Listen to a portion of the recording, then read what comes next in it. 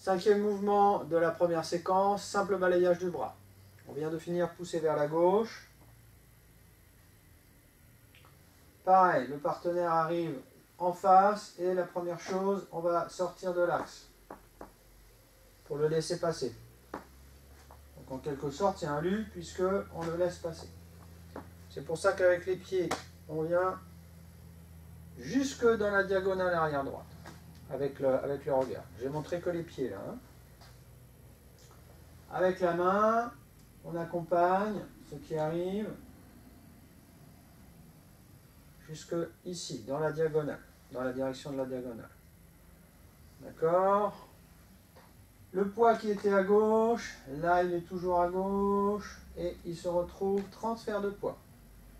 Je tourne sur le talon. Hein. Deuxième phase, j'inverse les mains. On verra tout à l'heure avec le partenaire pourquoi. Hein. Je viens peser ici sur son poignet. Je commence à m'enraciner un petit peu plus dans la jambe droite, mais vraiment très légèrement, parce qu'on va avoir plusieurs niveaux ici de flexion. Et ici, je commence à monter ma main gauche pour rentrer et pouvoir balayer. Donc là, j'ai appuyé sur son poignet, sur son bras, et là, je me prépare à rentrer. Je m'enracine un peu plus dans la jambe droite, et je viens placer le talon ici, dans l'autre diagonale, cette diagonale-là, pour me permettre cette rotation. Séparer ici, séparer les mains, hein, parce que là, c'est là que je vais balayer.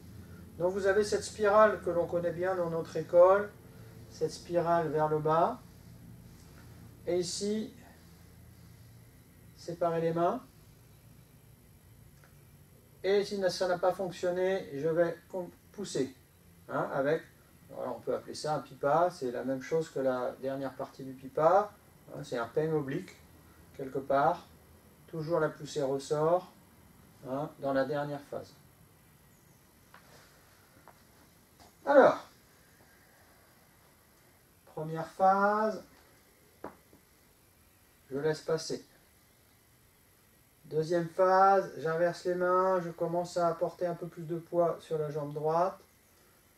Troisième, je porte encore plus de poids pour me permettre vraiment de placer mon pied et de faire la spirale, de finir la spirale vers le bas.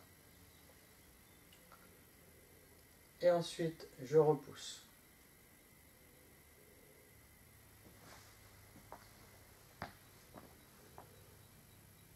Sei. Ho.